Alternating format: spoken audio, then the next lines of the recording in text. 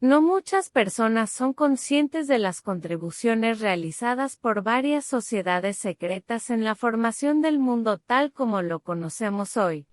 En su mayoría, sus esfuerzos no están justamente registrados en nuestros libros de historia. Las sociedades secretas mencionadas aquí a veces han logrado impulsar a su país hacia adelante y a veces hacia atrás. Sin embargo, contribuyeron a dar forma al mundo. Ahora, echemos un vistazo a 10 sociedades secretas que han moldeado nuestro mundo.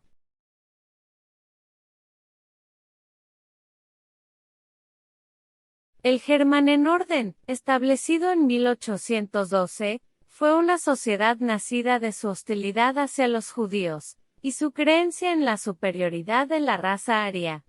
Por lo tanto, no fue sorprendente que en 1916 adoptaran el símbolo de la esvástica.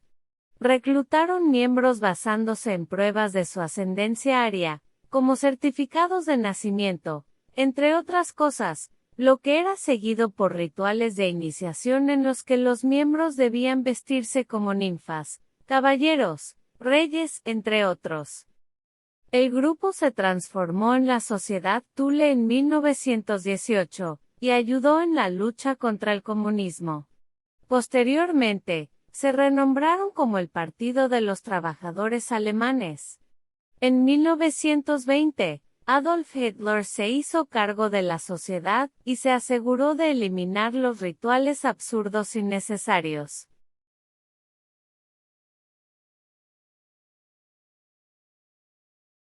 El grupo Afrikaner Broederbond, fundado en 1918, fue un paso adelante y realmente tenía como objetivo tomar el control de toda Sudáfrica.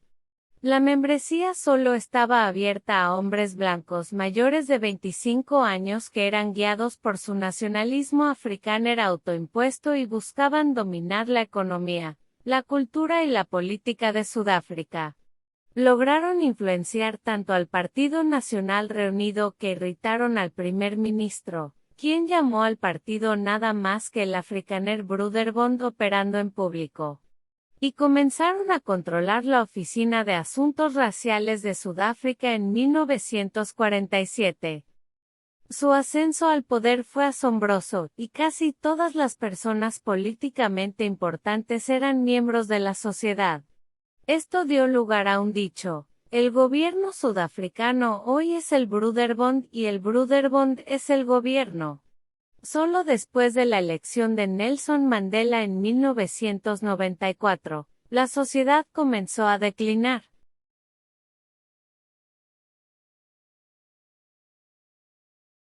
Nadie sabe cómo ni cuándo exactamente surgieron los Carbonari.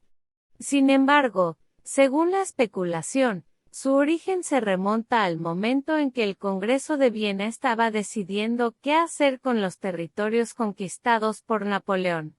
Para 1815, Italia estaba dividida en varias partes. Se dice que este grupo secreto italiano tenía 60.000 miembros, y se alzó en revuelta contra el rey Fernando, quien gobernaba Sicilia y Nápoles. Pronto tuvo que renunciar a su poder. Esto fue seguido por toda Italia levantándose en un movimiento generalizado que finalmente culminó en la unificación de Italia en 1861.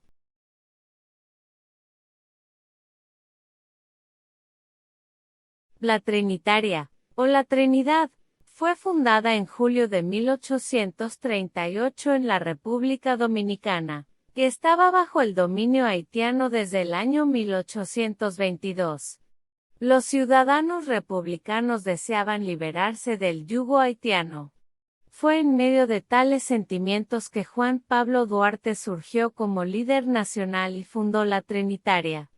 Tenía solo 25 años y su sociedad secreta estaba compuesta por solo 8 miembros.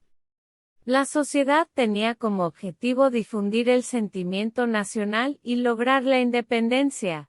Utilizaban métodos crípticos de comunicación y se identificaban con seudónimos para mantener oculta su existencia. Además de ayudar a otros grupos rebeldes, intentaron una revolución en 1843, que fracasó. Los miembros fueron encarcelados mientras Duarte huyó del país. Pero el audaz trabajo de la Trinitaria había puesto en marcha los acontecimientos, y mientras ellos permanecían inactivos, los republicanos se levantaron y lucharon hasta que la República Dominicana fue declarada libre el 27 de febrero de 1844. Desafortunadamente, cuando Juan Pablo Duarte regresó para presidir el país que ayudó a crear, fue derrocado por un golpe militar. Duarte murió en el exilio en 1864.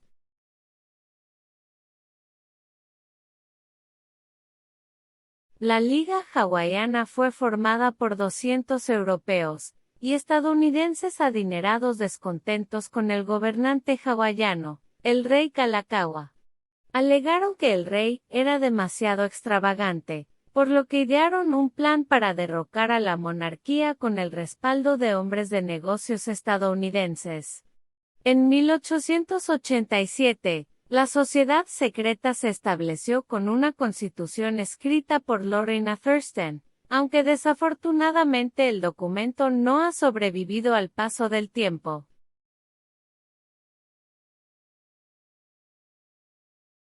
En 1814, Nicolaos Koufas y Atanasios Tsakalov, junto con algunos otros comerciantes, fundaron la Filiki Tairea, hermandad amistosa, con el objetivo de derrocar el dominio otomano en su país. La sociedad tomó muy en serio su carácter secreto, y cuando uno de sus miembros llamado Nicolaos Kaletes comenzó a divulgar en público la existencia de la sociedad, fue asesinado por la hermandad. La sociedad tenía un sistema de reclutamiento muy complicado con 6 niveles de membresía, siendo el nivel superior ocupado por hombres con gran educación y recursos financieros. Con la ayuda de un oficial ruso llamado Alexander Ypsilantis, la hermandad inició la Revolución griega en la primavera de 1821. Desafortunadamente, al comienzo mismo de la guerra, la sociedad secreta se desarticuló, pero la revolución culminó con la independencia de Grecia.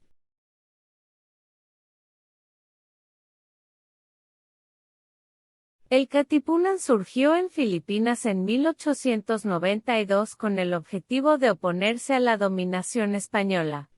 El nombre de una sola palabra es en realidad la forma abreviada de Katastasan Kagalangalang na Katipunan ng Mga Anak ng Bayan, que se traduce como la Asociación Suprema y Venerable de los Hijos del Pueblo. Esta sociedad tenía una membresía exclusivamente masculina que se heredaba de padres a hijos. Tenían todo tipo de rituales y códigos, como se esperaba de una sociedad secreta, pero la singularidad de sus rituales era que firmaban cada documento con su propia sangre, comenzando con su documento fundacional el 7 de julio de 1892. Durante muchos años, miles de miembros permanecieron en silencio sin dar ninguna pista sobre su existencia a las autoridades españolas. Cuando su secreto se descubrió, abandonaron su ocultamiento y se lanzaron a una rebelión total que culminó con los filipinos obteniendo su independencia el 12 de junio de 1898.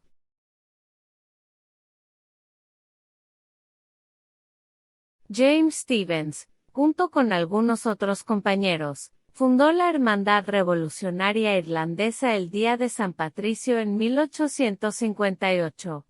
Tenían centros en hasta 7 países diferentes: Canadá, Estados Unidos, Inglaterra, Australia, que estaba bajo el Imperio Británico, Nueva Zelanda y América del Sur.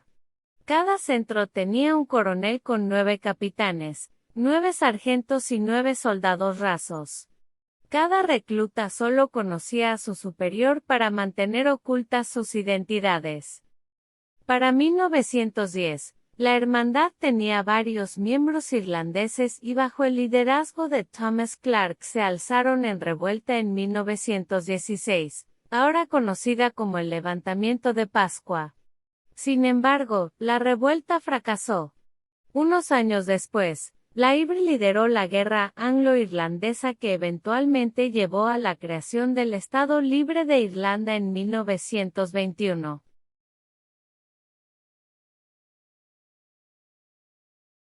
La Mano Negra, cuyo nombre oficial era Unificación o Muerte, fue una organización serbia fundada el 9 de mayo de 1911 para luchar contra el dominio otomano. Los 2.500 miembros de la sociedad juraron poner el secreto del grupo por encima de sus propias vidas. Operaban en diferentes niveles y tomaban medidas significativas para asegurarse de que cada miembro no estuviera en contacto con la mayoría de los otros miembros, de modo que cuando un miembro fuera capturado, no pudiera proporcionar información sobre los demás miembros. La Mano Negra estaba liderada por el coronel Dragutin Dmitrievich, también conocido como Apis, en referencia al dios toro del antiguo Egipto. Fue él quien planeó el asesinato del archiduque Francisco Fernando, lo que condujo al estallido de la Primera Guerra Mundial.